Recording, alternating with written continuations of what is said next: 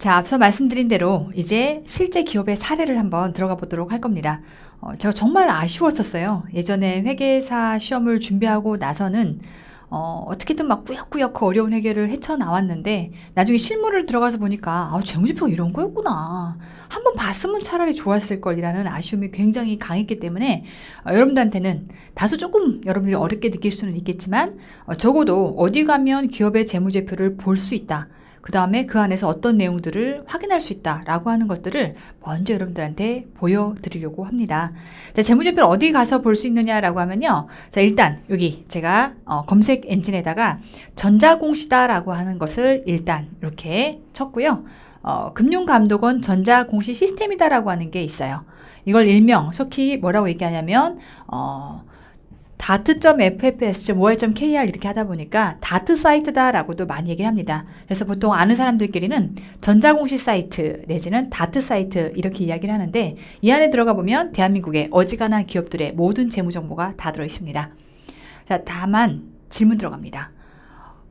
모든 회사를 다 넣을 수는 없는 거니까 그러면 어느 정도의 규모 내지는 어떤 정도의 회사여야만 이 안에 재무제표를 검색해 볼 수 있겠느냐. 제가 이렇게 질문을 던지면요. 많은 분들이 상장사 뭐 이렇게 답을 하세요.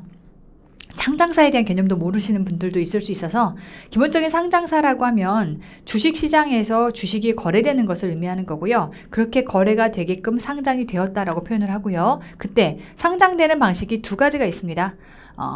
이 말 그대로 어느 정도 규모가 있는 회사, 그래서 유가증권 시장에 상장되어 있는 회사가 있는가 하면 조금 약간 규모가 작은 잔챙이들, 그래서 코스닥 시장에 상장되어 있는 형태로 두 개의 이 상장사가 있다라고 보시면 되겠고, 기본적으로는 상장사만 검색할 수 있느냐라고 하는 많은 오해들을 하시는데요. 결론부터 말씀드리면 상장사는 무조건 검색할 수 있습니다. 그런데 비상장사의 경우도 자산 규모가 500억 이상, 직전 연도 매출 규모가 500억 이상이다라고 하게 되면 결국은 재무제표를 공시할 의무를 갖고 있습니다. 그래서 비상장사의 경우도요, 찾아볼 수 있어요. 다만 여기다 재무제표를 이제 공시를 할 때 안 하면 어떻게 되느냐? 안 하면 그거에 따른 여러 가지 법적 제재나 이 불이익이 들어가겠죠. 상장사면요, 여기다 공시 안 했을 때 일단 상장 취소시켜 버려요. 굉장히 이제 센 태클을 주기 때문에 공시할 수밖에 없겠고, 그 다음 비상장사를 하더라도 여기에 공시가 안 들어가면요, 해야 되는데 안 했다라고 하는 상황이 생기게 되면 그 경우는 은행 대출이 막힙니다. 뭐 여러분 생각하기에 그럼 대출도 안 받고 상장도 안 하고 그러면 괜찮은 거냐? 일단 대출을 안 받는 기업은 없다고 보시면 돼요. 하다못해 법인카드라도 뚫어야 되면, 마통이라도 하나 뚫어야 되면 기본적인 대출은 깔고 들어가는 거기 때문에 그게 없이는 불가능하다라고 보시면 되겠고, 어쨌건 재무제표를 여기다가 올릴 때 회사 입장에서는 당연히 우리 회사가 굉장히 안정적인 것처럼, 그리고 손익이 굉장히 잘 나오는 것처럼 보고하고 싶겠죠. 그렇기 때문에 네 마음대로 발로 작성해서 재무제표를 쓰면 안 되지 않겠냐 해서 만들어 놓은 재무제표를 기본적으로는 검토를 받고 올리게끔 돼 있어요. 쉽게 말해서 검토고요. 정확한 용어로는 감사를 받고 재무제표를 올리게 되어 있는데, 그런 감사를 수행하는 전문 영역이 저 같은 이제 공인회계사인 거죠.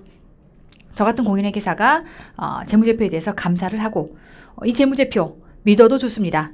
절대 투자하라는 얘기는 아니에요. 믿어도 좋습니다. 숫자 맞습니다. 숫자 맞더니 안에 있는 부채가 엄청 많아서 회사 곧 문 닫을 것 같아. 근데 어찌됐건 그 숫자는 맞습니다. 라고 하는 것들을 감사인들이 의견을 줍니다. 믿어도 좋습니다. 살짝만 믿으십시오. 절대 믿으면 안 됩니다. 이건 뭐라고 말하기가 어렵네요. 라고 하는 등등의 여러 가지 의견이 있는데, 어쨌건 그렇게 의견을 받고 여기다가 공시를 하게끔 되어 있습니다. 자, 이제 우리는 강원랜드라고 하는 회사를 지금부터 검색을 해볼 텐데요. 회사명에다가 제가 강원랜드다라고 하는 걸 이렇게 기록해서 넣을 거고요.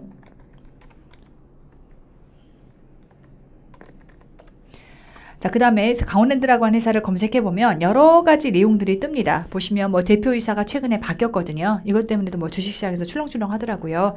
대표이사가 바뀌었다, 뭐 기업에 해당한 앞으로의 이사를 어떻게 선임하겠다, 주주총회 결과가 어떻다, 그 다음에 뭐 사업보고서 등등 여러 가지 내용들이 다 들어가 있는데, 우리는 어찌됐건 재무제표를 보는 것을 목적으로 하고 있고, 앞서 두 가지 목표, 안에서 도박을 했을 때 수익률, 그 그다음 두 번째 투자의 적정성. 이 두 가지를 판단을 해볼 거라서 재무제표를 갖고 접근할 겁니다. 그럼 재무제표를 어디 들어가서 보면 될 거냐라고 했을 때 일단 제가 기간을 한번 전체로 놓고요. 재무제표는 어디에 들어가 있는 거냐면 일단 기본적으로 감사를 받아야 된다라고 했으니까 제가 외부 감사 관련을 클릭하고요. 보시면 감사 보고서라고 하는 게 들어가 있습니다. 그래서 감사 보고서를 클릭하고 검색을 돌려보면 안에서 2008년, 9년까지만 나오고 그 다음에 감사 보고서가 뚝 끊겨서 없어요. 그럼 망한 거냐? 멀쩡하게 잘 굴러가고 있죠. 계속 잘 굴러갑니다. 그럼 도대체 감사 보고서가 왜 공시가 안 돼 있느냐라고 했을 때 이런 케이스라면 앞에 있는 정기 공시를 클릭하시고요. 이때 사업보고서를 같이 클릭해서 검색을 돌려봅니다. 자, 2010년도부터는 9년도까지는 사업보고서 하나, 감사보고서 하나가 각각 보고가 됐었지만 2010년도부터는 사업보고서를 보고해야 되는 일정 규모 이상의 회사의 경우는 사업보고서라고 하는 걸 같이 보고하거든요. 그런 회사의 경우는 감사보고서를 사업보고서 안에 포함해서 보고하게끔 규정이 되어 있습니다. 그러다 보니까 10년도 이후부터는 죄다 사업보고서만 들어가 있는 거죠. 그래서 사업보고서 안에 쫓아 들어가 보시면 기본적인 감사보고서를 찾아낼 수 있겠다라고 하는 거고요. 가장 최근 거 21년 3월 23일 날 접수가 돼서 재무제표가 올라와 있고요. 21년 3월에 올라와 있는 재무제표는 강원랜드 같은 경우는 보고의 기간이 1월 1일부터 12월 31일까지다 보니까 결국은 20년도 1년치에 해당하는 모든 재무 정보가 이때 보고가 되어 있겠지요. 해서 사업보고서 열어봅니다. 사업보고서 열었더니 안에서 이제 사업보고서 자체에 해당하는 내용들이 들어가 있고요. 여기 안에 첨부문서에 들어가서 첨부문서 안에 감사보고서가 들어가 있어요. 그래서 이 감사보고서를 지금부터 들어가서 보실 거고요. 이 강원랜드 같은 경우는 한영회계법인에서 감사를 했네요. 어쨌건 이렇게 감사를 하고 나서 여기 이제 첫 번째 감사보고서 첫 번째 페이지에는 의견을 줍니다. 그래서 감사원이 쭉 봤더니 이제 이런 내용이 있습니다라고 해서 의견들을 볼 텐데 최종 마지막에 해당하는 내용들을 보면 결국 이 회사는 적정하게 잘 재무제표의 숫자가 마련되어 있습니다라고 하는 것들을 썼을 거기 때문에 여기 보시면 결국은 모든 내용들이 제대로 잘 돼 있다라고 하는 게 쓰여 있기 때문에 뭐 우리가 지금 재무를 분석하는 데 있어서는 그닥 이제 요 내용 자체가 중요한 건 아니고요. 결론은 딱 이거예요. 감사 의견에 근거해서 감사 의견에 대해서는 감사를 이렇게 수행을 했고 결국 그런 것들에 대해서 충분히 안에 보시면 여기 공정하게 잘 표시가 되고 있다라고 하는 여기 의견에 대한 내용들이 지금 구성이 되어 있습니다. 감사 의견이 들어가 있어요. 자, 이제 본격적으로 재무제표를 보고 이러한 내용들이 제대로 다 들어가 있구나라고 말을 한 거고요. 그럼 이제 재무제표는 어디 가서 볼 수 있겠냐 해서 재무제표를 들어가 보시면 여기서 이제 강원랜드의 본격적인 재무제표를 우리가 확인해 볼 수 있죠. 자, 일단 가장 간단하게는 재무상태표부터 볼 겁니다. 우리 앞에서 주식회사 컵밥 회사라고 하는 회사의 재무상태표를 봤었고요. 그때는 기억해 보시면 오른쪽과 왼쪽으로 나누어서 오른쪽에 해당하는 영역에는 부채와 자본을 표시하고 그렇게 모은 자금을 가지고 어떻게 투자했는지를 자산이라고 하는 카테고리 안에서 펼쳐서 보여줬죠. 즉 왼쪽 오른쪽을 구분해서 표시했습니다. 이게 원래 기본적인 형식인데 이걸 보고식으로 작성을 하려다 보니까 양쪽으로 놓기가 뭔가 무리가 있어가지고 기본적인 보고식은요 일렬로 쭉 배열합니다. 그래서 자산, 부채, 자본이라는 형태로 쭉 일렬로 보고가 되어 있다라고 하는 거 그 특징 한 가지를 설명을 드리고요. 자, 그런가 하면 유의적으로 여러분들이 보셔야 될 게 2023기에 해당하는 게 기간으로 따지면 20년 12월 31일 현재 값이고요. 옆에 보시면 22기가 19년 12월 30일이라고 되어 있거든요. 즉 단기라고 하는 게 보고가 되어 있고 옆에 나란히 비교식으로 전기라는 게 보고가 되어 있습니다. 단기가 뭐고 전기가 뭐냐? 아주 쉽게 우리말로 표현해 드리자면 올해 거고요. 작년 겁니다. 뭔가 재무제표를 정보 이용자들이 보고 판단한다라고 할 때 올해 것만 가지고는 이 회사가 현재 어떤 상태인지 가늠하기 좀 어렵겠죠. 많이 번 건 알겠는데 작년에 비해서 얼마나 번 거냐? 잘 튼튼한 건 알겠는데 지금 현재 얼마나 좋아지고 있는 거냐라는 것들을 비교해서 보려면 최소한 작년도에 해당하는 재무 정보를 나란히 놓고 비교하는 게 아무래도 의미가 있겠죠. 그래서 모든 재무제표는 이렇게 작년도와 올해를 나란히 비교하게끔 들어가 있다는 거. 그래서 왼쪽 오른쪽을 구분해서 자산, 부채, 자본 이렇게 놓지 못하고요. 일렬로 쭉 배열할 수밖에 없었던 겁니다. 어찌됐건 이렇게 구성이 되어 있다라고 하는 거고요. 우리가 큰 틀에서만 한번 어떻게 구성되어 있는지 볼 겁니다. 결국은 여러분들이 다 배우고 나면 이 안에 있는 내용들의 숫자들의 의미가 무엇인지를 다 여러분들이 저와 함께 이제 해석하실 수 있게 될 텐데 지금은 아직 우리가 삐약삐약 초보 단계에서 배우는 단계이기 때문에 결국 이 회사의 자산 총계가 얼마인지를 한번 먼저 보시면 자산 총계 얼마로 들어가 있죠? 당최 이런 숫자를 읽어본 적이 없죠. 그래서 단위가 어디냐라고 하면 원 단위예요. 이것도 참 그런 게 물론 삼성전자는 500조가 넘어가니까 그렇기도 하지만 시가총액으로만 따지면 500조 가까이 되니까 100만 단위로 시작하거든요. 근데 강원랜드는 어찌됐건 원 단위로 갑니다. 그래서 일시백천해갖고 꾸준히 세어보시면요. 3조 6천억이라는 걸 알 수 있어요. 자산 규모가 현재 지금 3조 6천억 정도를 기록하고 있고요. 쭉 내려가서 부채 쭉 얼마인지만 가서 총계만 보실 겁니다. 부채 총계가 얼마로 기록되냐면 3,900억.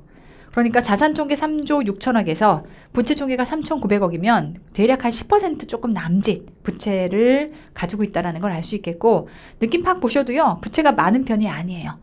기본적으로 굉장히 탄탄하고 안정적인 회사라고 하는 거를 단순 구조만 가지고도 알 수 있겠고요. 자, 그래서 나머지 자본에 해당하는 총계가 3조 2천억을 구성하고 있는 그런 회사입니다. 그래서 부채 총계가 굉장히 작다라고 하는 거, 큰 골격에 해당하는 내용으로 이렇게 재무제표를 보시겠고요.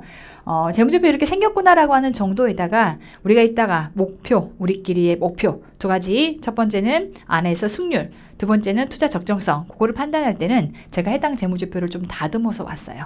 다듬어서 여러분들이 아무래도 분석해서 보기 쉽게끔 구성을 해왔으니까 그 내용들을 같이 연결해서 보실 거고요. 일단 재무상태표를 이렇게 열어볼 수 있겠구나라고 하는 걸 한 번은 여러분들이 경험을 해보십사 하는 거고요. 내려가서 보시면 자, 재무제표 안에 또 어떤 내용이 있냐면 쭉 내려가 보시면 이제 손익계산서라는 게 있습니다. 수반 때 배울 때는 손익계산서였는데 얘는 포괄이래요. 그렇죠. 명칭이 좀 다릅니다. 그래서 앞으로는 여러분들이 이제 조금 더 확장해서 포괄 손익계산서다라고 하는 것으로 정식 명칭을 기억해 주실 필요가 있겠고요. 둘의 차이가 뭔지에 해당하는 것들은 나중에 본격적으로 내용 들어가면 왜 차이가 나는지에 대해서 설명을 드릴 겁니다. 어쨌건 일단 머릿속에서는 포괄 손익계산서라고 하는 명칭으로 자리 잡으시면 좋겠고, 자, 손익계산서라고 하는 거 똑같은 원리입니다. 일정 기간 동안에 경영의 성과를 보여준다라고 강조를 드렸었죠. 자, 그러다 보니까 20년 기준으로는 20년 1월 1일부터 20년 12월 31일까지 그래서 해당하는 내용들이 쫙 들어가 있고요. 그걸 옆에서는 비교식으로 단기는 올해, 정기는 작년이라고 했으니까 그냥 간단하게만 보셔도요. 수익하면 느낌 파고 오시죠? 가로 열고 매출액 같은 내용이라는 건데 안에 보시면 작년에요. 1조 5천억.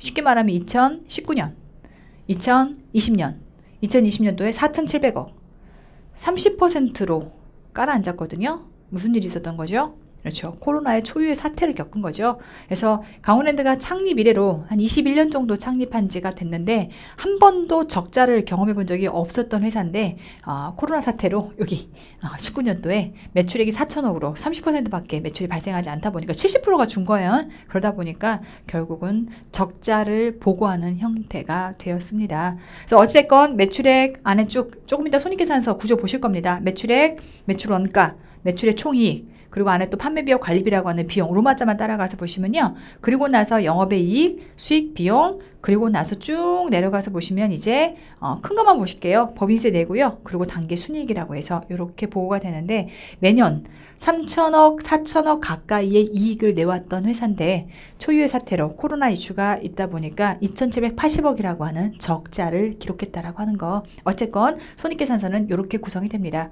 자, 그런가 하면 또 어떤 재무제표가 있느냐라고 내려가 보시면요. 자본의 변동표라는 게 있습니다. 쉽게 말하면 자본의 변동표. 자, 우리가 아까 배웠던 자본 두 가지 카테고리가 있었네요. 자본금이라고 하는 거. 속된 말로 뭐라고 했죠? 종잣돈. 그렇죠? 자, 그런가 하면 우리 두 번째 요거 배웠죠? 이익잉여금. 해서 벌어서 쌓아놓은 거, 벌어서 축적해 놓은 형태를 이익잉여금이라고 얘기했던 거. 그래서 그런 형태로 나머지 또 회사가 좀 더 강조하고 싶은 형태의 카테고리들을 이렇게 나누어서 자본의 총계가 얼마인지, 그 안에서 자본이 어떻게 움직였는지 해당하는 것들을 보여주는 형태의 보고서가 바로 자본 변동표다라고 하는 형태의 보고서입니다. 바꿔 얘기하면 결국 자본 변동표는 물론 모든 정보 이용자가 이걸 보고 여러 가지 또 판단도 하겠지만 결국은 누굴 주체로 해서 만든 거다? 그렇죠. 주주를 주체로 만든 거죠. 주주 입장에서 주주의 몫인 자본이 어떻게 달라졌느냐라고 하는 것들을 보여주는 형태의 보고서다라고 보시면 좋겠고요. 자, 그런가 하면 이제 제일 중요하게 보셔야 될 게 여기 현금 흐름표라고 하는 게 들어가 있습니다.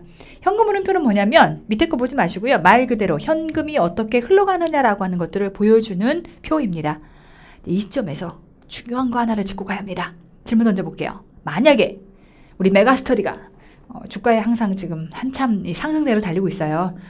이건 뭐 여담이지만 제가 메가에서 이제 강의를 시작하게 됐으니까 보통 주식 투자를 한다라고 하면 내가 잘 모르는 미지의 영역에다가 투자를 하는 것보다는 적어도 내가 잘 알고 있고 몸담고 있는 형태의 투자를 하는 게 훨씬 안전하거든요. 아무리 회계사라서 재무제표를 보고 분석한다 하더라도 내가 알고 있는 회사에 투자하는 게 훨씬 안정적이겠죠. 그런 의미에서 제가 우스갯소리로 메가에서 이제 강의를 시작하면서 메가 스터디에 주식을 사야겠다. 이런 마음을 먹고 있어요. 열심히 강의를 해서 내가 열심히 강의를 하면 기업의 가치가 올라갈 것이고 그게 결국은 주주로서의 나의 가치도 올라갈 거기 때문에 그게 맞지 않겠는가 기본적으로 그렇게 생각을 합니다. 어쨌건 결국은 만약에 예를 들어서 메가스터디가 단기 순이익으로 예를 들어 100억을 벌었다. 그럼 질문 들어가요. 단기 순이익 100억 벌었다라고 하면 메가가 캐시로 현금으로 100억을 지금 남겼다는 걸 의미하는 걸까요? 결론부터 얘기하면 그렇지 않습니다. 회계가 얘기하는 단기 순이익은요. 돈 들어오는 거하고는 조금 달라요. 즉 바꿔 얘기하면 회계가 생각하는 이익이라고 하는 건 수익에서 비용을 빼서 이익이 산출이 되는데 우리 조금 이따 배우겠지만 회계가 생각하는 수익은 꼭 돈이 들어와야 수익인 건 아니에요.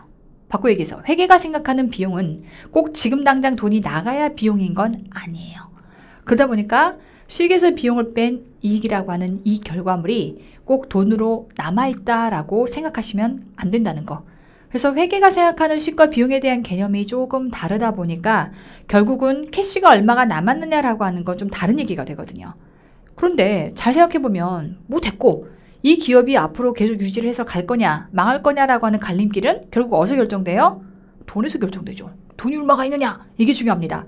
그러다 보니까 돈이 어떻게 돌아가고 있는가 아주 쉽게는 만약에 내가 메가스터디를 투자한다라고 하면 메가가 돈을 얼마나 벌고 있느냐 성인 교육 사업 내지는 뭐 여러 가지 학생들을 통해서 버는 이 교육 사업을 통해서 얼마를 돈을 찍고 있느냐 그중에 돈이 얼마가 빠져나가느냐 그래서 얼마가 남느냐 이 투자 여력을 가지고 또 메가는 무슨 짓을 하고 있느냐라고 하는 것들의 돈 돌아가는 박자가 어디에서 확인될 수 있냐면 바로 이 현금 흐름표라고 하는 것을 통해서 확인해 볼 수가 있습니다.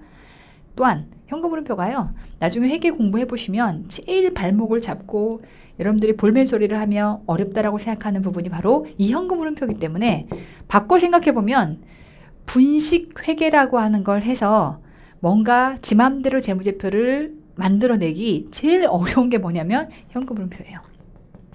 제 맘대로 좀 바꾸려고 해도요. 결국 모든 티가 현금 흐름표에서 많이 이렇게 드러나서 나와버리거든요. 그래서 전문가들 눈에 봤을 때는 몇 개의 왁구를 맞춰보면 아 이거 분식이구나 라고 하는 것들의 의심사유들을 잡아낼 수 있는 하나의 뭐라면 툴이라고 할까요? 그게 바로 이제 현금 흐름표기도 합니다.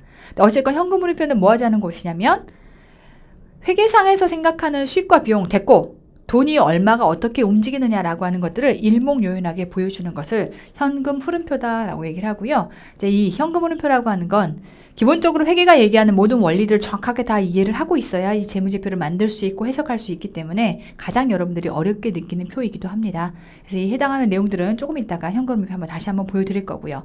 그래서 기본적인 재무제표 제가 아까 뭐라고 설명을 드렸었냐면 4가지를 말씀드렸어요. 재무상태표, 포괄손익계산서, 자본 변동표, 현금 흐름표까지 4개의 표 형태를 설명을 드렸고요. 자, 이제 마지막 중요한 거 주석 갑니다. 주석. 여기 주석이라고 쓰여 있죠. 자, 주석도 지금부터 정확하게 주석을 설명을 드리자면 주석은 뭐 하자는 거냐면 앞에 있는 모든 표들은 죄다 다 이렇게 표 형식으로 되어 있습니다. 그런가 하면 지금부터 보시는 주석에 해당하는 건 표 형태가 아니라요. 이렇게 줄글로 되어 있습니다. 뒤에 있는 내용들을 쭉 따라서 내려가 봐도요. 주석에 해당하는 모든 내용들은 이렇게 표로 갖춰져 있긴 하지만 그 표에 해당하는 부연 설명들이 들어가면서 기본적으로 재무제표 골격에서 보여주는 내용을 좀 더 부연 설명하고 좀 더 디테일하게 설명해 줄 필요가 있을 때 주석에다가 이렇게 기록을 하게 됩니다. 그래서 정말 어떤 회사가 어떻게 굴러가는지를 정확하게 여러분이 알고 싶으면요. 찬찬히 주석을 들여다보는 것도 굉장히 도움이 되실 겁니다. 단지 표에서만 보여주는 내용보다는 주석에서 설명하고 있는 내용들이 훨씬 풍부하거든요. 주석량이 굉장히 많아졌어요. 바꿔 얘기하면 저 주석량이 너무 많아져가지고 저것들을 채워넣느라 제 동료 회계사들이, 저도 마찬가지고요. 현업에서 이탈해서 회계법인을 사직하고 다른 길들로 많이 빠져나왔죠. 어쨌건 이게 이제 회계사들한테 굉장히 고역인데, 정보 이용자들 입장에서는 이 안에 있는 정보들이 많으면 많을수록 그 기업에 해당하는 실체들을 훨씬 더 정확하고 자세하게 들여다볼 수 있기 때문에 여기에 해당하는 주석들의 내용들도 재무제표라고 하는 영역 안에 들어간다는 사실을 꼭 기억해 주시길 바랍니다. 그러면 이제 우리는 재무제표라고 하는 게 아까 처음 보셨던 것처럼 재무상태표, 포괄손익계산서, 자본변동표, 현금흐름표, 주석까지 총 5개의 영역을 재무제표다라고 이렇게 얘기를 한다는 거죠. 자, 해서 기본적으로 재무제표가 이렇게 생겼구나 라고 하는 것들을 여러분들이 이렇게 맛을 보시면 되겠고, 해서 쭉 재무제표를 열어가면서 여러분들과 함께 같이 호흡해가며 읽어가며 따져보시면 좋겠지만, 어쨌든 우리가 영상으로 구현할 수 있는 것들에 대한 나름의 한계가 좀 있다 보니까 제가 미리 좀 시간을 내서 여러분들에게 설명드릴 수 있는 부분들을 만들어 왔어요. 자, 그래서 지금부터는 이제 강원랜드의 이 손익계산서부터 들어가서 보실 건데요.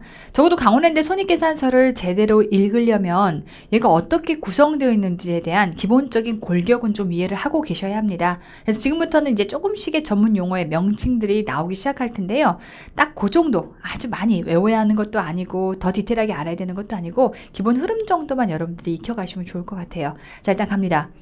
손익계산서를 지금부터 들어가서 보실 텐데, 우리의 첫 번째 미션, 강원랜드 가서 도박을 하면 회사가 얼마 따고 내가 얼마 딸 것이냐. 그럼 그게 재무적인 지표상으로 봤을 때 지금까지 강원랜드가 1년 동안 강원랜드가 딴 돈과 그 다음에 실제 고객이 받아간 돈, 따가지고서 지가 가져간 돈의 비가 어느 정도 될 거냐. 이거 재무안에 들여다보면 정보가 있다라고 말씀을 드렸고요. 그걸 들어가서 보기 위해서는 적어도 손익계산서에 해당하는 기본 구조는 알고 계셔야 합니다.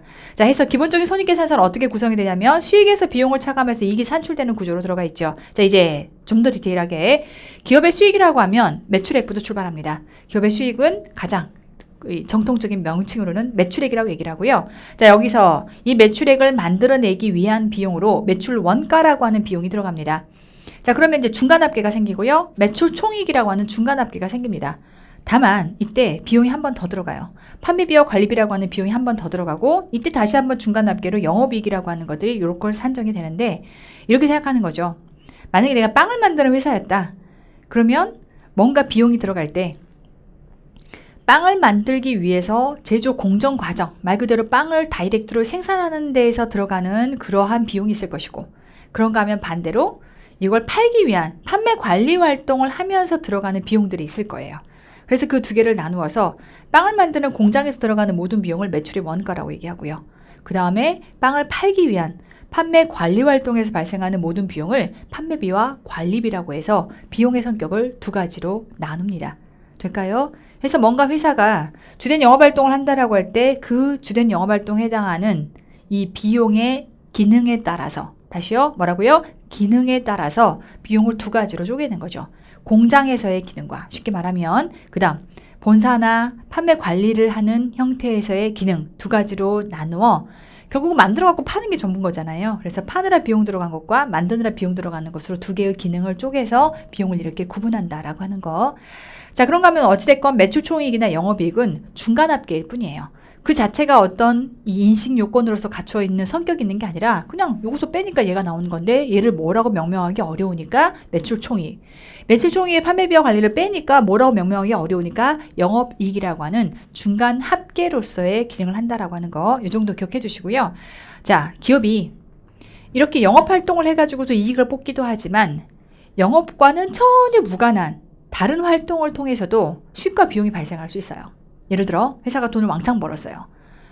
바꿔 얘기하면요, 강원랜드가 조금 이따 보시면요, 회사가요 거의 1조 원 이상에 해당하는 자금을 단기 예금으로 박아놓고 있어요. 1조요. 1000억도 아니고 1조. 그러면 상조 생각해 보세요. 1조 원에 해당하는 것을 은행에 어떤 적금 상품에다가 박아놨다라고 하게 되면 수익률을 1%만 한번 생각해 볼게요. 이자율 1%. 천억의 1%라고 하면 얼마죠? 10억이고요. 1조의 1%면 100억이죠. 그래서 우리가 생각하는 우리가 10만 원 넣었을 때 1%라고 하면 정말 조적지열이겠지만 1조의 1%면 굉장히 의미 있는 숫자가 나옵니다. 그러다 보니까 가온핸드 입장에서는요. 갖고 있는 자금, 현금 엄청 많아요. 캐시 장사니까. 그래서 그 현금에 해당하는 것들에 대해서 은행에다 넣어놓으면 이자가 발생할 거고요. 그 해당하는 이자의 수익은 질문 들어갑니다. 영업과 관련된 손익인 건가요? 영업과 무관한 다른 손익인 건가요? 영업과 무관한 다른 손익이겠죠. 그래서 그걸 뭐라고 얘기하냐면 영업 외의 수익이다 라고 얘기하는 거고요. 행여 가온핸드가 가지고 있는 빠진코 기계가 낡았어요. 낡아서 이 기계를 팔아치워. 근데 내가 지금 장부안에 내가 회계상의 장부상으로는 이 빠진코 기계가 예를 들면 1억짜리래요. 근데 이거를 울며 겨자 먹기식으로 8천만 원에 팔아치워요. 1억짜리를 8천에 팔아치웠다. 손해봤죠? 얼마요? 2천만 원. 2천만 원만큼의 나의 손해는요. 질문 들어갑니다. 영업과 관련된 건가요? 영업 외에 무관한 건가요? 영업 외에 무관한 거예요. 빠진코 기계인데 라고 하시면 곤란한 게요. 얘는 기계 파는 회사가 아니잖아요. 얘는 빠진코를 돌려서 도박을 시키는 회사인 거지 기계를 파는 걸 주업을 하지 않습니다. 그래서 영업 외의 뭔가의 손실이 발생했다면 영업의 비용이라고 하는 카테고리 안에 보고가 될 거고요. 중간 합계 들어갑니다. 세금 내기 직전 단계예요. 법인세 비용 차감전 순이익. 세금 냅니다. 법인세 비용. 그러고 나면 단계 순이익이다라고 해서 이렇게 수익과 비용에 해당하는 내용들이 중간중간 들어가면서 이렇게 중간 합계들을 구성합니다. 이 내용 안에서요. 제가 중간 합계를 빼버릴게요. 빼버리면 수익에 해당하는 건 크게 두 가지입니다. 영업과 관련된 수익은 매출액. 영업 외의 수익은 영업 외 수익. 될까요? 구분 딱 되죠? 영업과 관련된 수익을 영업수익이라고 하면 좋을 텐데 매출액이라는 단어를 주로 많이 써요. 그런데 누군가가 이럴 수도 있어요. 선생님요? 제가 봤더니 네이버, 주식회사 네이버에 재무제표를 들어가 봤더니 주식회사 네이버는 매출액이라 하지 않고 영업수익이라고 하던데요? 아, 그렇죠. 보통 매출액이라고 하면 우리가 보통 제조업이나 유통업에서 많이 사용하는 명칭인 건데 네이버가 뭐 하는 회사냐라고 하게 되면 굉장히 애매해요.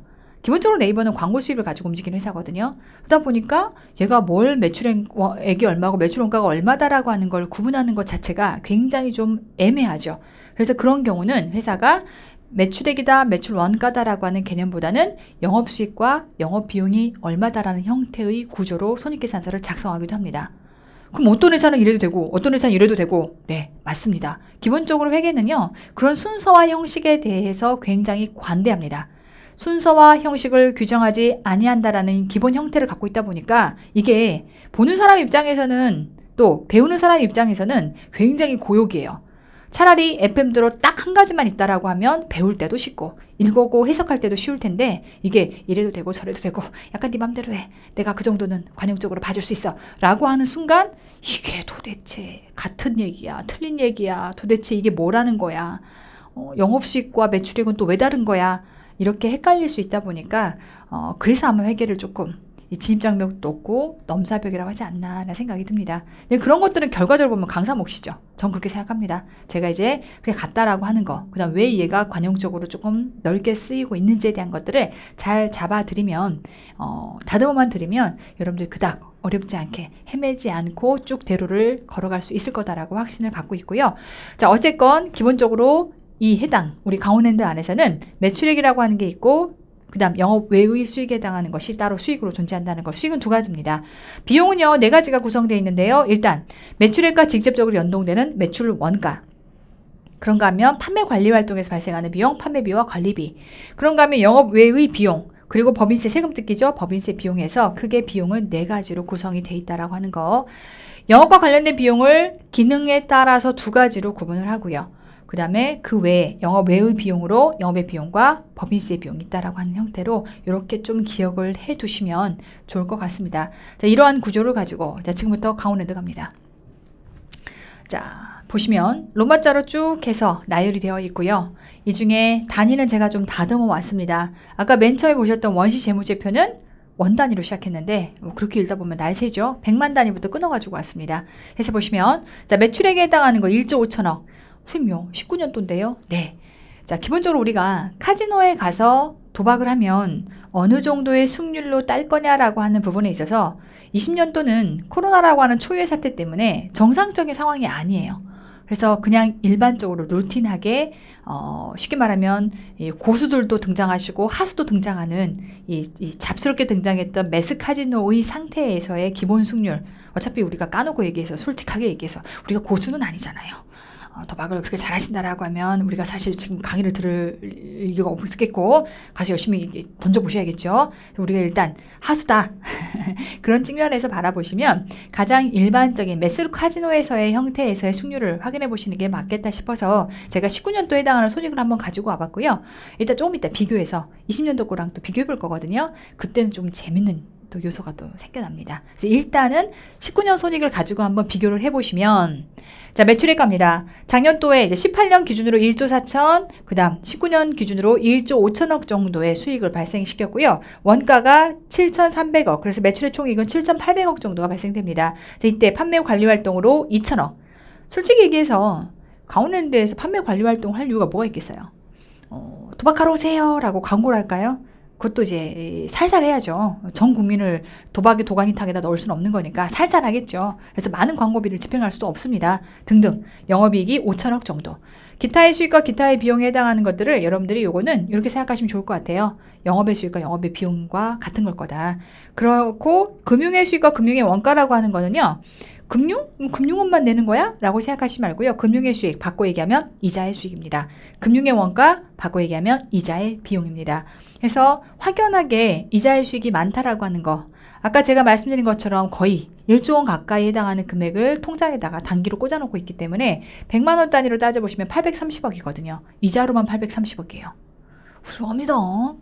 다른 기업은 100억 내려고 정말 용을 쓰고 구르고 앞구르고 뒷구르고 옆차기 하면서 열심히 사는데 이자만 830억이 들어오는 회사예요. 뭐 됐고. 자, 법인세 비용 차감료 순이익으로 4,890억. 자, 세금 뜯깁니다. 1,540억. 정말 국가가 빨대를 꽂았죠. 그러고 나면 단계 순이익으로 3,350억. 뭐 좋은 건 알겠는데 도대체 이 회사가 얼마나 어떻게 좋은 거냐라고 하는 것들을 우리가 분석해서 볼 수 있으려면 물론 첫 번째 목적이 그건 아니지만 이왕 손익계산서를 봤으니까 뭔가 비교치가 필요합니다. 자, 그러면 이렇게 한번 제가 비교를 시켜볼게요. 일반 회사가 매출액을 100억을 찍었다고 가정해 볼게요.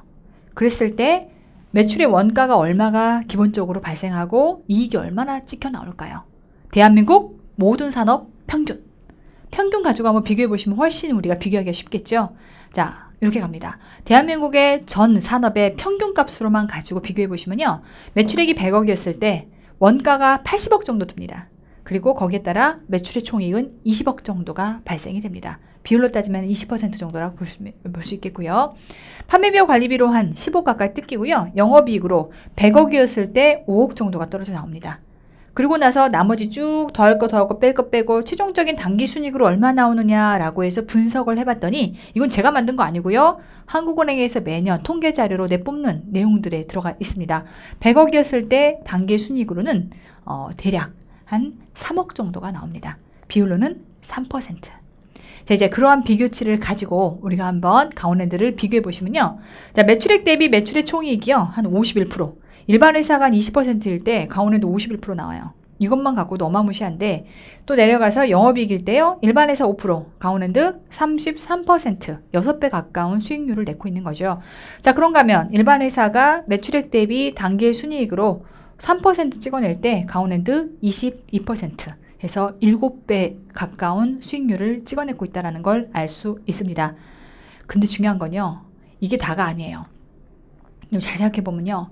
강원랜드 안에서 과연 비용이 이렇게 많이 들 수 있을까? 쉽게 말하면 1조 5천억을 벌었는데 3,300억이려면 1조 2천억을 썼다는 거거든요. 물론 세금으로 1조 1,500억이 나갔으니까 둘의 갭 차이 대략 한 1조 가까이는 비용으로 썼다는 걸 의미하는 건데 세금 내는 거 빼고 그렇게 많이 들 내용이 있을까라고 해서 들어가 보시면 이런 내용들이 주석에 실려 있습니다. 자, 지금부터 제가 가져온 내용들은 주석 안에 들어가 있는 거고요. 지금 우리가 첫 번째 목표는 안에서 이 도박의 승률을 따져보는 거지만 이왕 손익에 대한 내용이 나왔으니까 강원랜드의 발목을 잡고 있는, 그 다음에 강원랜드라면 적어도 이 내용만큼은 여러분이 정확하게 알고 계셔야 될 내용들을 주석을 통해서 한번 간단하게 소개를 드릴 거고요. 이런 내용도 주석에 들어가는구나 라고 하는 것들을 유의적으로 좀 기억해 두시면 좋을 것 같아요. 자, 일단 강원랜드는 내국인의 출입이 유일하게 허락되어 있는 카지노입니다. 그 다음 회사는 98년도에 처음 개장을 해서 시작이 되었습니다. 그러면 국가가 도대체 일반 사기업에게 왜 이런 독점권을 내줬을까요? 강원랜드는 강원도 정선지방에 위치해 있고요. 당시에는 석탄 산업이 한참 호황이다가 이제 정말 사양산업으로 깔아앉다 보니까 정선 지역의 개발부터 시작해서 지역 주민들의 일자리까지 결국은 국가가 끌어안아야 될 되게 골치 아픈 숙제가 됐었어요. 그래서 일반 사기업이 누군가가 손을 든 거예요. 야, 내가 거기다가 카지노 한번 열어볼게. 관광 개발을 한번 시켜볼게. 적어도 이 산수갑산, 강원도의 물 좋고 공기 좋은 건 모두가 아는 내용이니까 거기다가 내가 리조트도 짓고 그 다음에 카지노도 지어가지고 관광산업을 한번 육성시켜볼게. 그러면 지역 주민들의 일자리도 개선이 되고 개발도 좀 되지 않겠느냐. 국가가 생각해보니까 나쁘지 않은 것 같아. 그래서 국가 입장에서도 일부 자금을 투자하고요. 그 다음에 일반 사기업이 안에 들어와서 일반 돈을 투자를 해가지고 강원랜드라고 하는 걸 만들어내는데 결국은 어떻게 보면 공기업이 많이 관여가 되어 있다 보니까 공적 요소가 굉장히 강해요. 약간 뭐랄까 언밸런스죠. 굉장히 이 악한 산업이잖아요. 사람이 도박에 중독이 되면 절대 정신이 멀쩡할 수 없기 때문에 결국 없어져야 될 사양산업임에도 불구하고 이 국가가 개입되어 있는 산업이라고 보시면 되겠고 어쨌건 거기서 수익성이 벌어지면 그거에 대해서 국가가 일정 부분을 뜯어갑니다.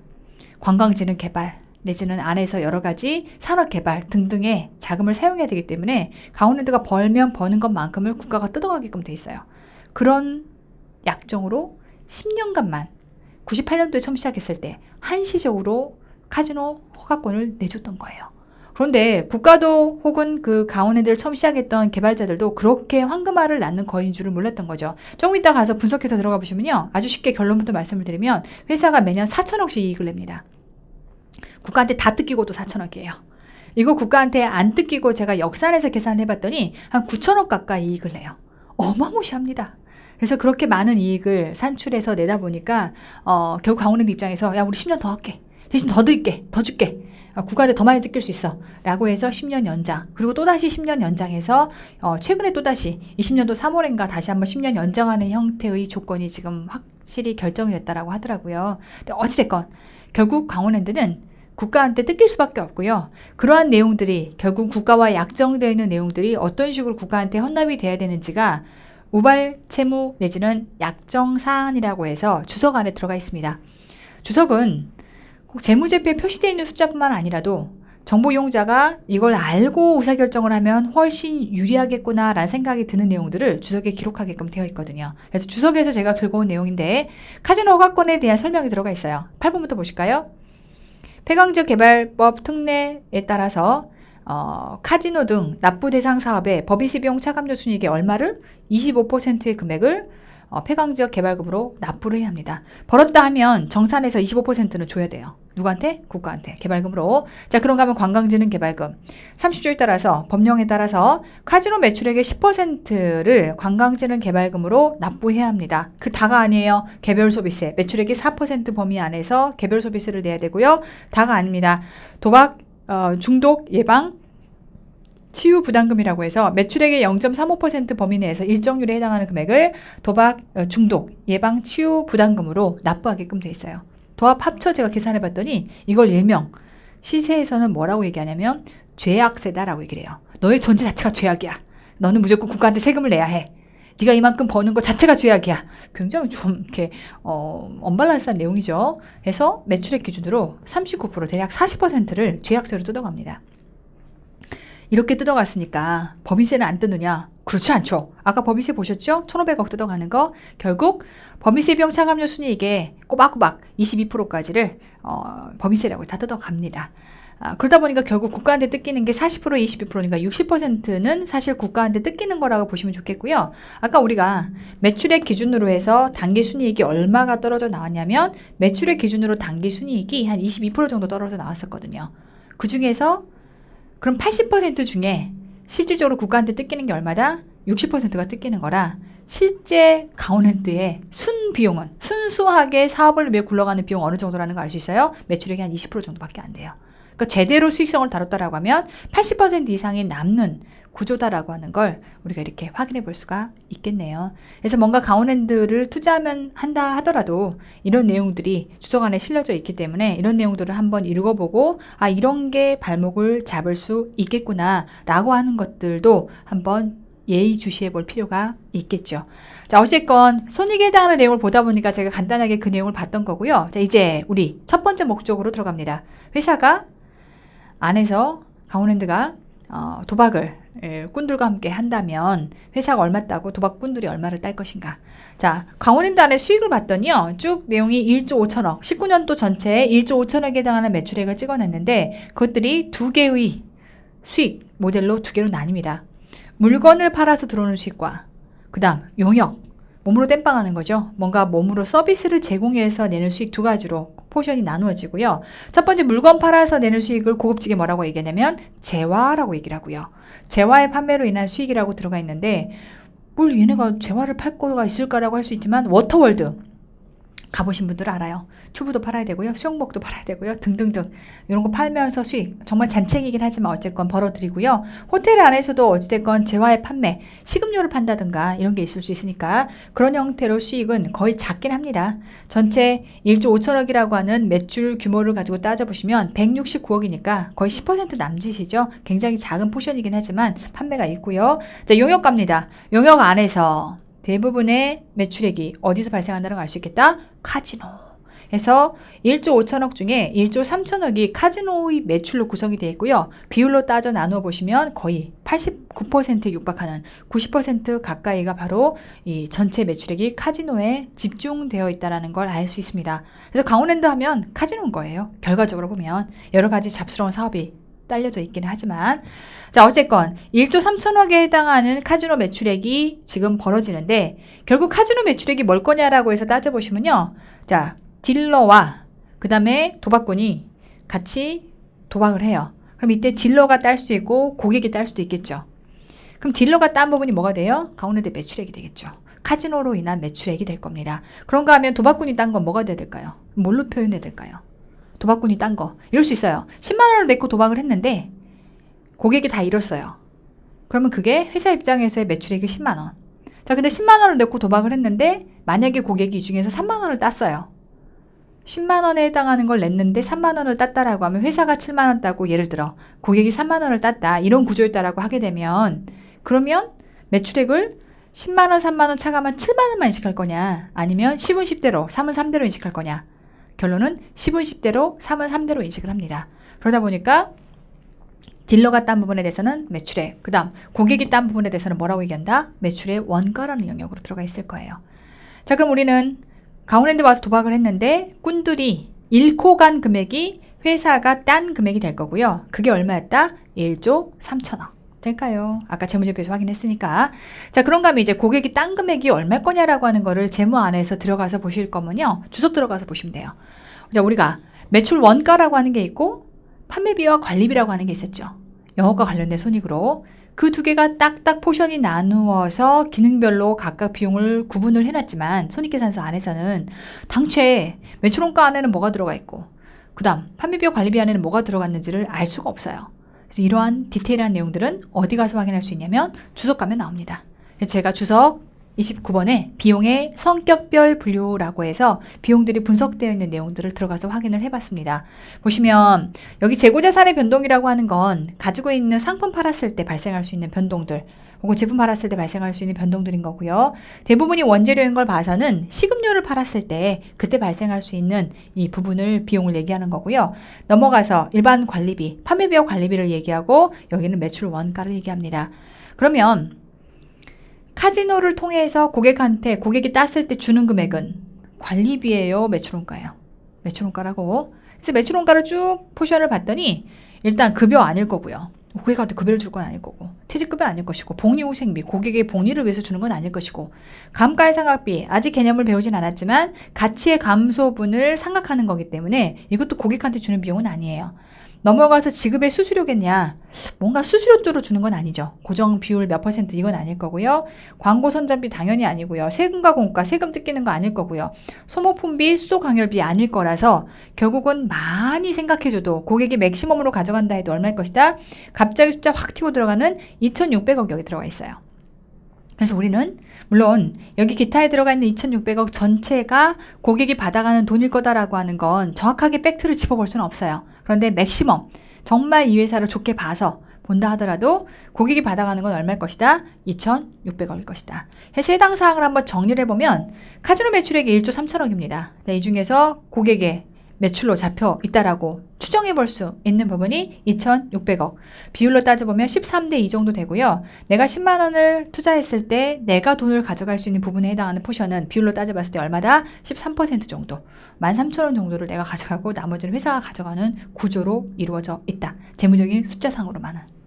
아시겠죠? 그래서 별건 아니지만 재무제표를 뭔가 들여다 본다라는 데 있어서 이런 것들을 조금 보시면 훨씬 재무가 좀 더 쉽고 편하고 재밌게 느껴질 수 있을 거다 싶어가지고 제가 한번 만들어 본 거고요. 재밌는 건 아까 제가 22기라고 하면 2019년도의 손익이고요. 23기라고 하면 20년도에 해당하는 손익계산서의 손익입니다. 그래서 처음 코로나 이전 시대에 해당하는 수익과 비용이 어느 정도인지에 대한 비율을 가지고 따져보자라고 했던 건데 이제 코로나 이후 시대에 이게 재밌는 분포인 게요. 코로나 전에 1조 5천억의 매출이었던 것이 코로나 후에 4천억 정도의 매출액을 찍어요. 그래서 비율로만 따지면 거의 30%, 즉 70% 매출이 감소합니다. 그럼 이제 질문 들어갈게요. 그러면 고객들이 받아가는 금액, 우리 아까 카지노 했을 때 딜러가 딴 금액하고 고객이 딴 금액하고 두 개의 비율을 보시면 13대 2 정도 됐거든요. 그럼 여기서도 여전히 매출액이 30% 급감한 것을 기준으로 나눠보면 13대 2가 돼야 되잖아요. 자, 그런데 비교를 해봤더니요. 여기 안에 가서 보시면 얼마 들어가 있죠? 그렇죠. 제조 원가 안에 1,500억 정도가 들어가 있어요. 그래서 얘를 한번 정리를 해봤더니 카지노 매출액이 4천억, 이번에는 이제 4천억이거든요. 그런데 이 중에서 지금 기타로 잡히는 게 얼마다? 1,500억.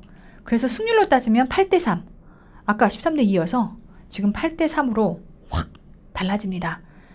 그래서 이제 딸 확률이 훨씬 더 높아졌다라고 하는 건데 제가 판단할 때는 이걸 뭘로 분석할 거냐라고 보시면 원래는 강원랜드라고 하면 이 카지노 업계에서는 어떻게 보면 잔챙이 회사인 거죠. 해외의 마카오나 이런 어떤 큰 굵직굵직한 카지노 회사들에 비해 봤을 때는 잔챙이 회사라서 아까 제가 프리미엄 카지노와 매스 카지노를 두 개를 놓고 분석해보면 강원랜드는 매스 카지노에 훨씬 가까웠다가 지금처럼 코로나의 어떤 영업 제한이라든지 뭔가 이 사회적으로 이동이 제한되어 있는 형태가 생기다 보면 아무래도 그냥 단순히 가서 한번 돈 한번 넣어보고 해볼래 라고 하는 잔챙이들은 아무래도 많이 출몰을 왔다 갔다 하지 않겠죠. 그러다 보니까 결국은 그럼에도 불구하고 정말 바이러스에 걸려서 죽는 한이 있어도 나는 가서 도박을 해야겠다라고 하는 정도의 절실함이 있다는 건 직업정신이 조금 발휘가 돼야 돼요. 바꿔 얘기하면 고수들만의 리그가 형성됐던 게 아닌가. 그래서 오히려 코로나 시대에 훨씬 승률로만 따지면 높았던 거죠.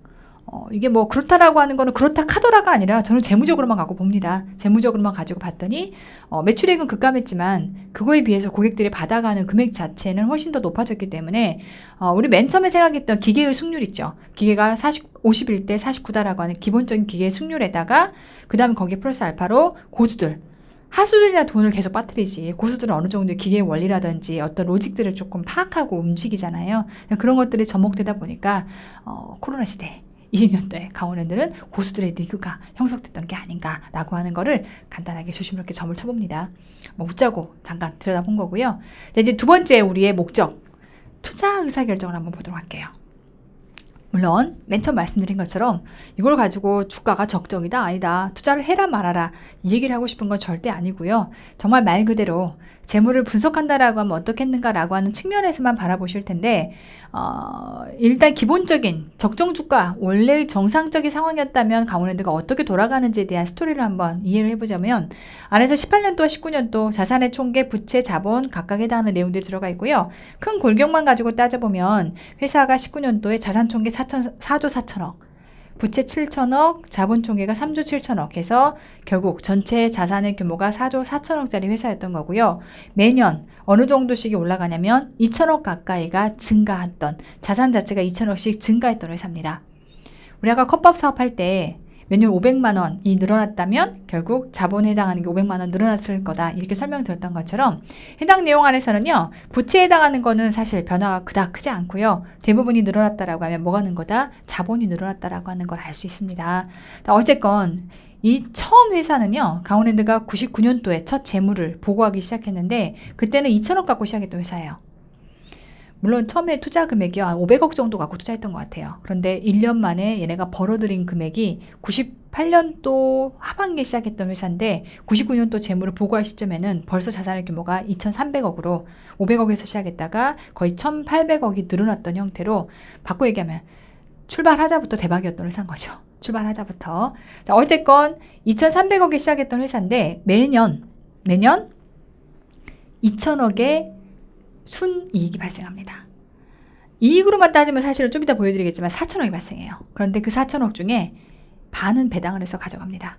2천억을 배당에 가져가고요. 나머지 2천억이 남아요. 그러다 보니까 최종적인 보고되는 내용만 가지고 따져보면 매년 4천억 번 거 중에 2천억 배당해서 주주가 뽑아가고 나머지 2천억이 남아있기 때문에 매년 2천억씩 회사가 규모를 불려왔던 거고요. 그 불려왔던 규모가 한 20년 됐고요. 그래서 4조 2천억에 해당하는 등치가 만들어진 거다라고 하는 걸 우리가 역산해 볼 수 있기 때문에 얘가 의미하는 바가 뭐냐면 회사는요. 꾸준히 2천억씩 벌었다는 거예요. 꾸준히 2천억씩. 사실은 4천억씩. 근데 주주한테 꾸준히 2천억씩을 배당을 해주고도 2천억씩 자기의 몸의 등치를 키워갔다는 거니까 아시죠? 어느 한 해에 2천억을 찍는 거 가능할 수 있어요. 근데 이거를 20년간 찍었다? 이건 정말 인정해주고도 남을 정말 훌륭한 회사인 거죠. 그래서 아까 우리가 수익성 측면에서도 타 회사에 비해서 뭐 10배 가까운 수익성을 찍어낼 수 있다라고 하는 거. 물론 회사가 국가로부터 제약세라고 해서 거의 60% 가까이를 뜯기고 있다라고 하는 그런 불합리한 구조를 가지고는 있지만 안에 있는 재무 구조만 가지고 분석해봐도 굉장히 탄탄하면서 매년 2천억씩에 해당하는 지등치값들을 계속 키워낼 수 있는 형태의 구조를 갖고 있기 때문에 굉장히 안정적인 게 아니냐라고 하는 거를 우리가 확인해 볼 수 있고요. 다만 회사가 맨 처음 설립했을 때 공공부문의 지분이 51%, 즉 조금 이따 보시면 아시겠지만 공기업이 51% 지분을 갖고 있어요. 그리고 나머지 49%를 일반 사기업들이 가질 수 있게끔 그렇게 비율이 구성이 되어 있습니다. 그래서 보시면 전체 지분 중에서 일반 주주가 49%, 나머지가 죄다 다 공기업들이 지분을 갖고 있다 보니까 회사가 돈이 겁나 많거든요. 1조 원 이상 갖고 있어요. 현금으로만. 그런데 어디도 투자하지 않아요. 공기업 입장에서는 괜히 카지노 사업을 육성시켜가지고 키워봤자 얘는 사행산업인데 얘가 많이 커봤자 국민들한테 좋을 게 없는 거잖아요. 강원도 지역개발에나 힘을 쓰는 거지 국민 전체적인 입장에서는 얘는 없어져야 될 사업입니다. 그러다 보니까 절대로 이 카지노 사업 자체를 키울 수는 없는 것이고 그런가 하면 뭔가 딴 거에 사업을 투자를 해야 되는데 뭐 아시겠지만 공기업이 보수적이죠. 굳이 투자해가지고 말아먹느니 쥐고만 있어도 아까 이자가 800억씩 생기니까 회사가 계속해서 돈만 주고 있는 형태라는 걸 확인해 볼 수 있습니다. 추후에 광해 방지 사업단이라고 해서 맨 처음에 석탄 합리화 사업단이라고 하는 걸로 출발해서 갖고 있던 게 광해 방지 사업단이라고 해서 명칭만 바꿨고요. 결국 공사가 이 정도의 지분을 들고 있다 보시면 돼요. 그래서 지금은 광해관리공단이라는 걸로 바뀌어서 공사가 손에 쥐고 있는데 어쨌건 36% 정도 손에 쥐고 있고 나머지 민간 주주가 거의 49%를 쥐고 있는 구조라는 걸 알 수 있다는 거죠. 회사가 자본에 해당하는 내용만 한번 들어가 보시면요. 납입 자본에 2,300억 정도가 들어가 있어요. 이걸 조금만 우리가 좀 더 재무적 관점에서 조금 더 들여다보시면 납입 자본 중에 우리가 자본금은 배웠어요.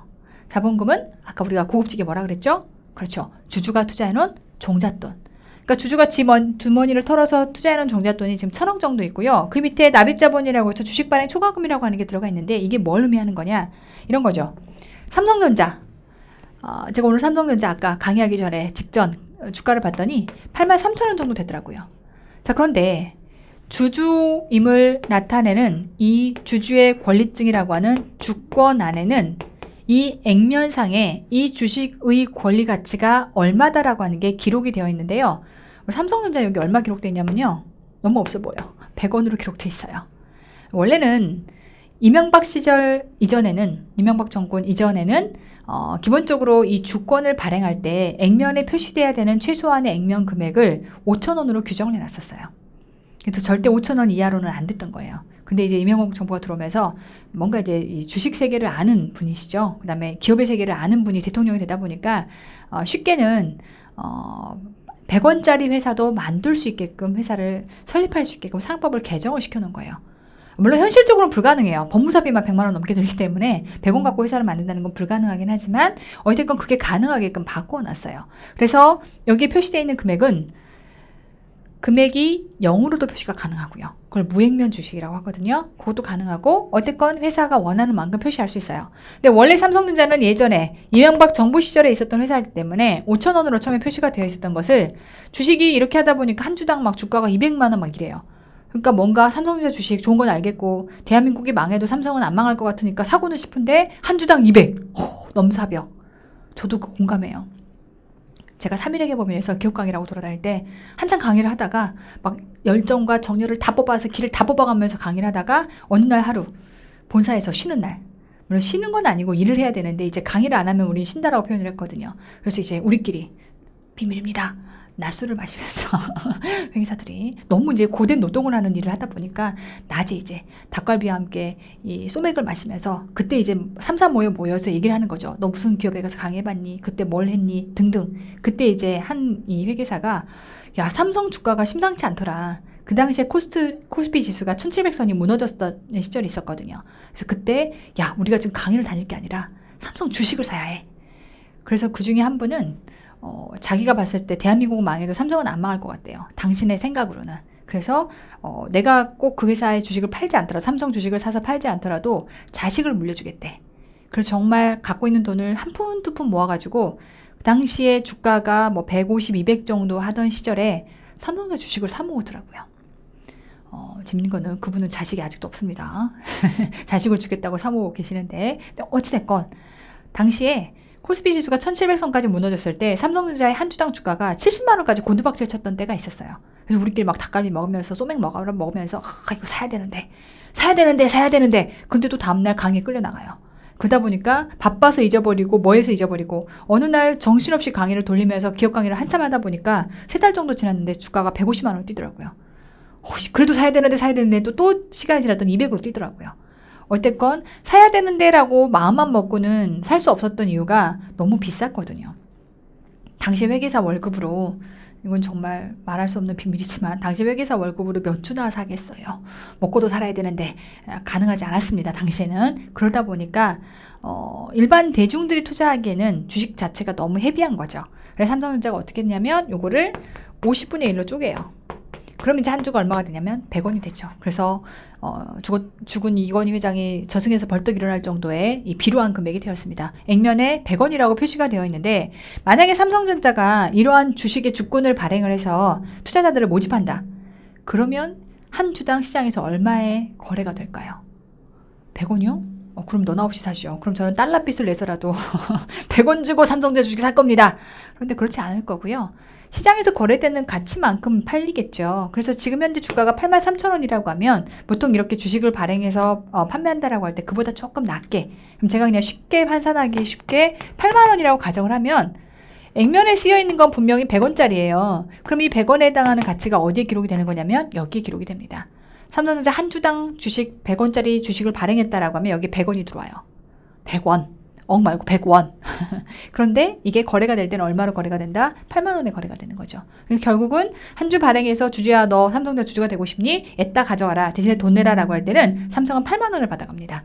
그러면 결국 삼성은 100원짜리 주식을 팔고 얼마를 주주한테 받아온 셈이 되는 거죠? 얼마를 받아온 거냐면 8만 원을 받아온 거라 주식 쪼가리 하나를 팔고 얼마의 차익을 남겨먹은 거냐면 삼성 입장에서는 79,900원을 남겨먹은 셈이 되겠죠. 될까요? 그걸 뭐라고 얘기하냐면 주식을 발행하면서 남겨먹었다라고 해서 주식 발행 초과금 해서 이렇게 두 개가 합쳐지면 자본금과 주식 발행 초과금이 합쳐지면 결국 주주가 납입한 돈이 돼요. 그래서 표현을 뭐라고 얘기하는 거다? 납입자본이라고 얘기를 하는 거다. 그래서 이제 그러한 사안을 강원랜드 그대로 접목시켜서 한번 해석을 해보면 결국은 주주가 2,340억을 납입했다는 것을 의미하는 거고요. 그랬는데 얼마를 벌어들인 거다? 3조 6천억.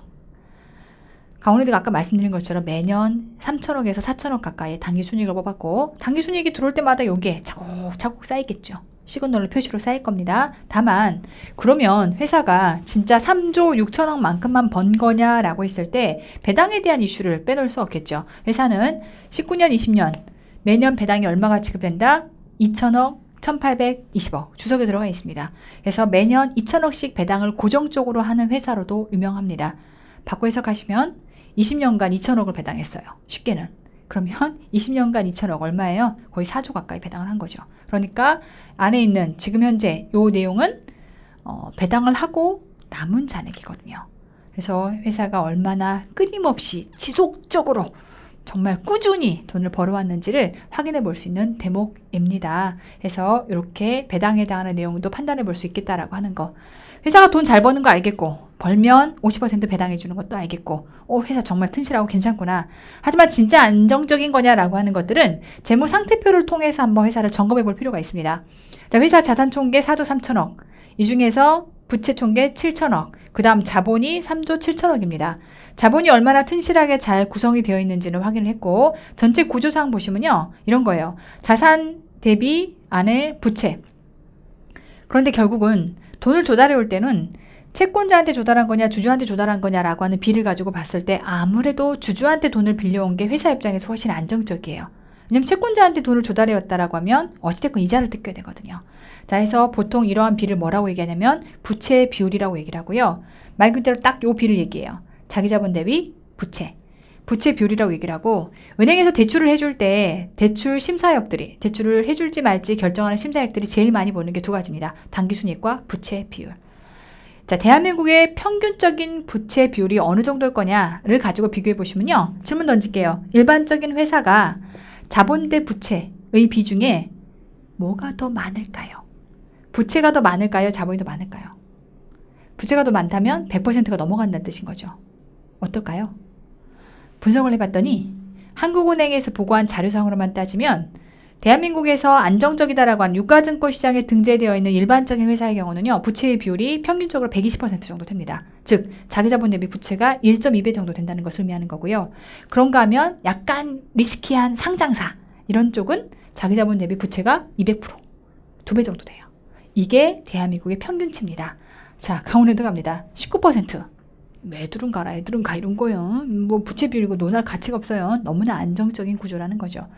부채 안에서도요. 이 안에서 이자를 묻는 부채는요. 금융부채라고 하는 게 이자를 묻는 부채입니다. 뒤에 가서 보시면 매입 채무, 단기 법인세 부채, 나머지 장기 매입 이런 것들은 죄다 이자 묻는 부채가 아니고요. 이자 묻는 부채로만 따져보시면 유동 비금융 부채라고 해서 여기 안에 이 정도만 기본적으로 이것도 비금융 부채거든요. 그러니까 실질적으로 금융 부채라고 하는 포션이 거의 없는 겁니다. 이런 것들을 보통 뭐라고 얘기하냐면 이자 뜯기는 부채가 없다라고 해서 이런 것을 뭐라고 얘기하냐면 무차입 경영이다라고 얘기를 해요. 차입금 있는데요. 이자를 안 뜯겨요. 바꿔 얘기하면 이렇게 생각해보세요. 만약에 제가 여러분한테 여러분 저한테 돈 빌려가세요. 그런데 이자는 안 받을게요. 라고 하면 얼마를 빌려가셔야 맞을까요? 땡길 수 있는 만큼 땡겨야죠. 적어도 저한테 돈을 빌려가서 제가 뭐 갚으라고 막 난리치도 할 것도 아니고 이자를 달라고 할 것도 아니라면 빌릴 수 있는 만큼 최대한 땡겨가서 정기금에만 박아놔도 1% 가까이 수익률이 나온다는 거죠. 무슨 말인지 아시겠어요? 그러니까 단순히 부채로 잡혀있는 게 중요한 게 아니라 이자를 뜯기는 부채가 얼마냐라고 하는 게 사실은 기업에서 굉장히 중요한 요소 중에 하나입니다. 근데 강원애들 들여다보시면 이자 묻는 부채가 거의 없어요. 이런 것들을 분명히 부채는 있지만 차입이 없다라고 해서 무차입 경영이라고 얘기를 합니다. 뭐 들어는 봤나 모르겠지만 무차입 경영. 자, 어쨌건 안에 구조상으로는 재무 구조상으로 굉장히 탄탄하고요. 자산의 내용을 가서 보시면 유동이 있고 비유동이 있는데 이거는 제가 좀 이따 설명을 드리겠지만 1년 안에 돈 된다. 1년 이상 걸린다. 전체 자산 규모 중에서 한 60% 가까이가 비유동 자산, 특히 유형 자산에 지금 집결되어 있어요.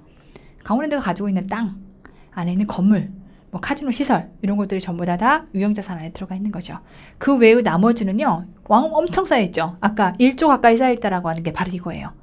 매년 1조가 넘는 돈이 예금에 짱 박혀 있어요. 여기서 아까 이자 뿜어내는 게 한 800억 정도 뿜어냈던 거고요. 그래서 정말 손에 돈을 쥐고 있지만 어쩌질 못해서 가지고 있는 구조 중에 하나가 바로 강원랜드라는 걸 알 수 있습니다. 이제 마지막으로 어쨌든 돈이 어떻게 굴러가느냐라고 하는 측면에서 바라보실 거면 현금 흐름표라고 하는 걸 보셔야 되는데요. 현금 흐름표는 큰 골격으로만 따지면 이렇게 구성됩니다. 영업활동이라는 현금, 즉 카지노 사업해갖고 돈이 얼마가 들어오느냐, 진짜 캐시가 얼마가 들어오느냐, 그런가 하면 투자활동. 카지노 사업으로 들어온 돈을 어딘가는 투자를 해야 되거든요. 그런가 하면 재무활동, 돈을 빌려주고 받는 활동을 의미합니다. 그래서 돈이 세 가지의 활동으로 어떻게 움직이는지를 각각 보여주고요. 그러면 이제 얼마가 증가했다, 감소했다, 그게 기초에 얼마 있었는데 최종적인 말이 이만큼이다라고 하는 것들을 일목요연하게 보여주는 게 바로 현금 흐름표입니다. 자, 해서 강원랜드를 한번 들어가 보시면 세 가지 활동, 영업, 투자, 재무. 다시 정리하자면 영업 활동은 기본 본업을 통해서 돈을 얼마나 벌었는가. 두 번째, 투자 활동이라고 하면 그런 돈을 투자를 얼마나 했느냐. 그럼 투자는요, 돈이 나가기도 하고 들어오기도 해요. 투자가 뭐냐라고 하면 주식, 채권, 부동산에 투자하는 것을 의미하는 거겠죠. 그런가 하면 재무활동은 돈을 빌려주고 받는 거. 쉽게 말해서 주주한테 돈을 얼마나 빌렸냐. 그 다음 채권자에게 돈을 얼마나 빌렸냐. 그걸 어떻게 갚고 있느냐라는 것들을 보여주는 게 바로 재무활동입니다. 자, 그래서 강원랜드 들어가 보시면, 자, 카지노 매출을 통해서 19년도에 보시면요, 4천억에 해당하는 캐시가 들어옵니다. 4천억. 결국 강원랜드는 캐시 장사예요. 그래서 영업에 창출된 현금이 4,620억이라는 거는 도박쟁이들이 와서 1조 3천억에 해당하는 매출액을 찍어낼 때 외상은 하나도 없다는 뜻인 거죠. 죄다 다 캐시로 장사를 했을 거기 때문에 사실 생각해봐요. 카드로 긁어가지고서 도박비를 내요? 아니잖아요. 캐시 놓고 하는 거잖아요. 그러니까 여기 돈 돌아가는 캐시 장사예요. 영업에 창출된 현금이 4,600억. 이자를 받은 게 460억, 이자가 나간 게 20억 정도, 100만 원이니까 2억 정도, 거의 없는 거고요. 이자 묻는 게 없다는 뜻인 거죠. 법인세가 1,000억. 해서 쭉 돌아간 게 결국은 장사해서 4천억의 캐시가 들어왔다는 거고요. 그게 투자로 한 200억 정도가 나간 것이고, 재무로 1,840억. 작년에도 마찬가지로 3,600억 번 거 중에서 카지노로 4,500억, 이자 받은 게 400억, 법인세가 1,300억 뜯겨 나가고요. 이 중에 투자를 2천억 하고 재무로 2천억, 즉 주주한테 갚은 거거든요. 그러고 나니까 캐시가 이렇게 달라졌다라고 하는 건데, 재무활동 들어가서 보시면 도대체 재무로 뭐가 나간 거냐, 뭘 갚았다는 거냐, 죄다 배당이에요. 아까 우리가 연간 2천억, 1,800억 배당했다 그랬죠. 그래서 배당으로 뜯겨나간 게 재무활동으로 들어가 있는 거라 달리 돈을 빌리거나 갚은 건 없다는 거죠. 없어요.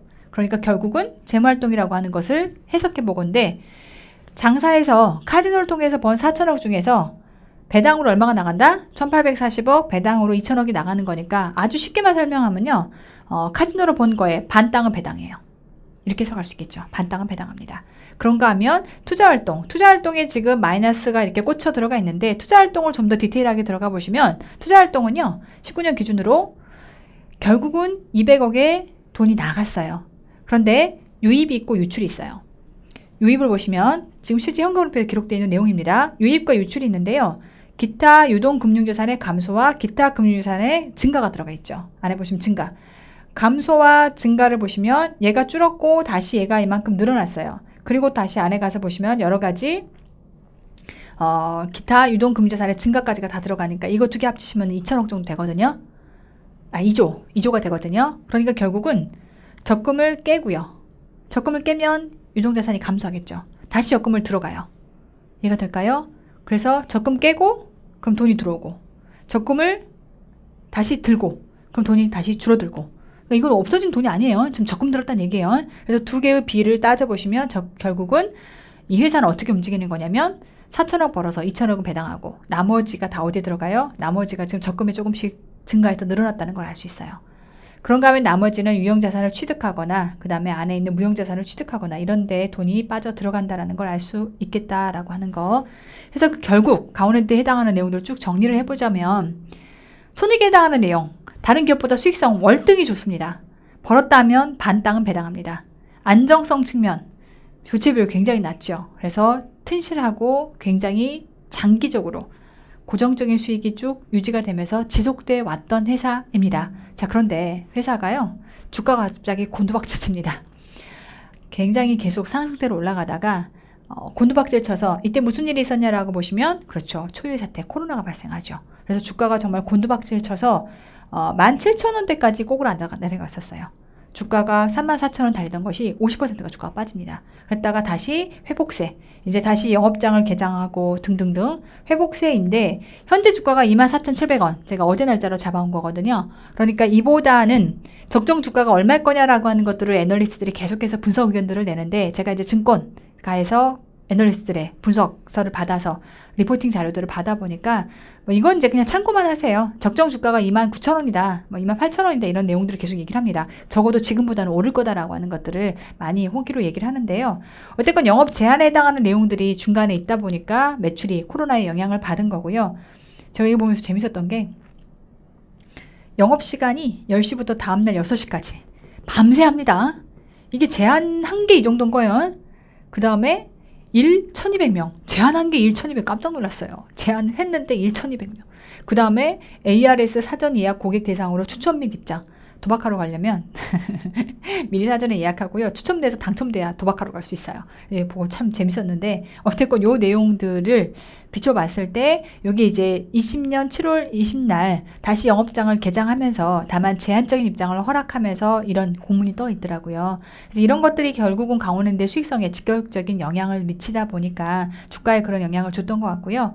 18년, 19년, 20년 쭉 분석해서 보시면 매출액이 있다가 아까 3분의 1 토막 났다는 거, 그래서 영업이익이 확 빠져 들어갈 수밖에 없는데 이런 이슈가 있죠.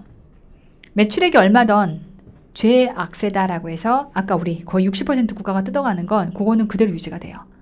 그러다 보니까 이제 강원랜드 주주 입장에서는 볼멘 소리를 하는 거죠. 야, 못 벌면 못 버는 것만큼 들 가져가야지. 근데 사실 냉정하게 보면 이건 변동비적인 성격이냐 고정비적인 성격이냐라고 봤을 때 많이 벌든 적게 벌든 고정적으로 가져가는 건 아니고요. 국가가 비율에 따라 가져가죠. 매출액에 비춰 가져가는 거니까. 그래서 죄악세긴 죄악세지만 비율에 맞춰서 매출이 주는 것만큼 죄악세도 비율이 줄어들 겁니다. 그러니까 그 금액 전체 절대 금액은 줄어듭니다. 다만 강원랜드는 이런 거죠. 안에서 워낙 운영비가 적게 드니까 1조 5천억을 벌었을 때 한 대략 20%, 한 3천억 정도의 운영비가 발생하는 구조였던 건데 1조 5천억이 아닌 예를 들어 지금처럼 4천억을 벌게 되면 그 중에서 죄악세로 뜯겨가는 건 60% 그대로 뜯겨가고요. 근데 그 남은 거 안에서 기본적인 운영을 하기 위해서는 인건비, 시설 유지비 이런 고정비적인 형태의 비용을 감당을 해야 되는데 그게 감당이 안 되는 거죠. 그럼 차라리 죄악세라도 좀 줄여놓으면 4천억 매출로 어떻게든 감당을 해볼 텐데 강원랜드는 그 죄악세가 발목을 잡고 있다 보니까 조금만 상태가 안 좋아도 이렇게 수익성이 나빠질 수밖에 없다라고 하는 이런 한계점을 가지고 있습니다. 뭐 최근에 뭐 이런 것 때문에 주가가 오를 거다라고 하는 호조도 있긴 해요.